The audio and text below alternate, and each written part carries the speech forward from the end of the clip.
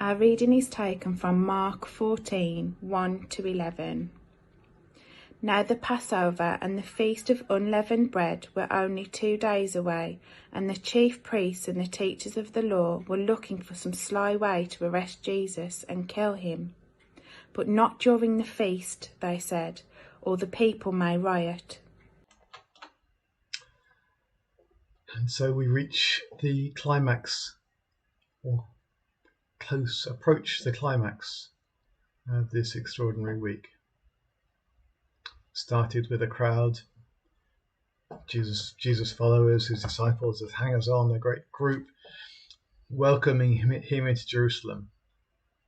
And yet we knew it was heading for that final showdown, the final battle, really, the last battle, as C.S. Lewis named his book.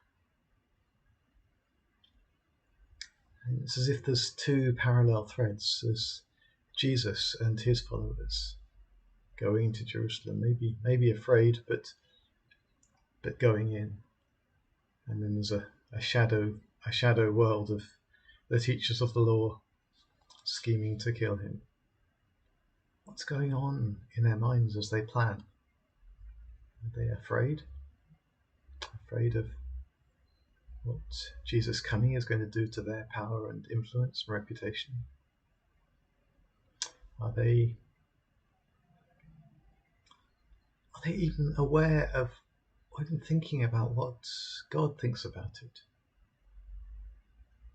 Have they somehow missed the parable of the tenants that Jesus told just a few days earlier, as they fulfill it? In the parable, the tenants say to one another, "This is the heir, come, let's kill him, and the inheritance will be ours." Have they not recognized that they are fulfilling that? That in what they're doing, they are, in a sense, proving that Jesus is the Son of God? And have they thought where it will lead? Because in the parable, they did kill him. The owner came, killed those tenants, and gave the vineyard to others.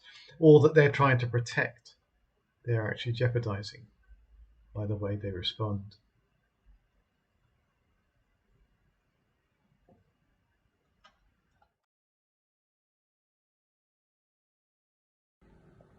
While he was in Bethany, reclining at the table in the home of a man known as Simon the leper, a woman came in with an alabaster jar of very expensive perfume made of pure nard.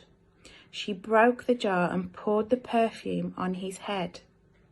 Some of those present were saying indignantly to one another, "Why this waste of perfume? It could have been sold for more than a year's wages and the money given to the poor," and they rebuked her harshly.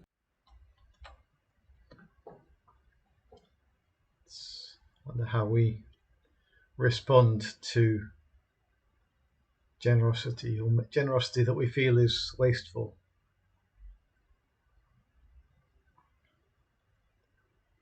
We're now in the other strand of the story. We're now with Jesus.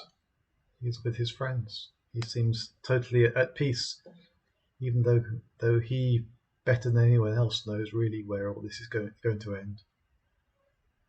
He's reclining at the table. A man called Simon the leper, maybe someone who was an outcast, maybe someone who had been a leper, and Jesus had healed. We don't know the exact details of this man, but clearly he's a friend.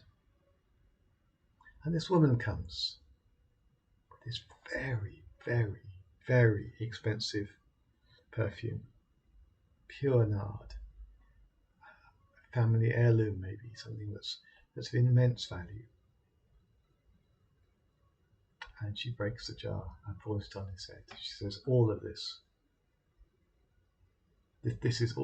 is nothing compared to the worth, the value, the amount of treasure the way that I treasure Jesus." Extraordinary generosity. In some ways, it troubles people. I think maybe we are troubled too when people are generous in ways that we're not prepared to be. We want to We want to question it. It's a waste. We could have done something more useful with it. But is there truly anything more useful than showing love to Jesus?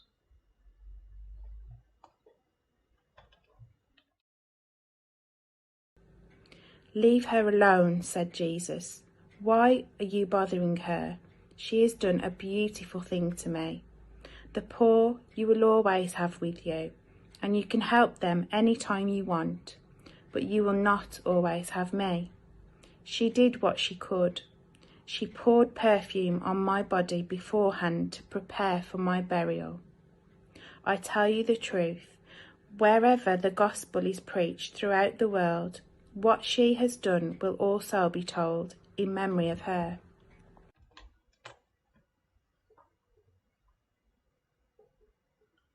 And Jesus looks and he sees so much more than we see. He sees that what she's doing has a significance way beyond anything she could know. She just thinks she's showing love. He knows that in God's amazing plan, what she's doing will be remembered for her love, but for much more than that. It will be remembered because here is she pouring spices on his body, pouring perfume, pouring things on his body, just hours now before he will die and be buried. She's preparing him for burial. Later, the women would come with the spices and aiming to do that, and the body wouldn't be there. So the women who want to anoint his body after he's died can't do that. Instead, this woman anoints his body for burial before he's died. It's as if this is all heading so clearly in one direction that the sense of time gets a little bit lost. Things happen out of sequence, and yet they happen for a reason. And she becomes famous. Wherever the gospel is preached throughout the world, what she has done will also be told in memory of her. That extravagant, foolish act, as they thought, will in fact be valued and remembered.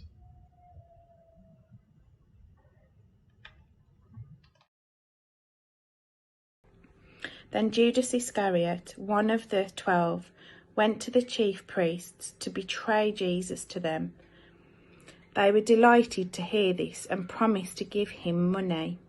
So he watched for an opportunity to hand him over. And the scene is set. The two strands of the story, the chief priests plotting to kill him, Jesus at peace with his friends, going so intentionally towards the cross, suddenly cross over. Mark doesn't record it, but the other Gospels will tell us that one of the people disapproving of what this woman was doing would be Judas, and he would cross over. He would go from the Jesus end of the story to the Pharisees' side, the chief priest's side, and betray Jesus. And so these two paths, intertwined, connected, lead to the same place. They lead to the cross. They lead to a place where love, where wrath and mercy meet, and God's anger and God's mercy are brought together. And so the two paths, the path of those plotting against him, who in their attempt to do wrong will actually fulfill God's purposes, and the path of Jesus himself, completely in control, completely calm, even though he's heading to something we would do anything to avoid. God's purposes will be fulfilled. And this evening we'll get to that final meal. I hope you'll be able to join us then. We'll be streaming that from 6:30, just a simple meal to remember the events of the Last Supper. So may God bless you. Thank you for listening through this week, and hope that you have a good Friday and an even better Sunday. And if you'd like to see us outside church on Sunday morning, that would be absolutely fantastic. God bless.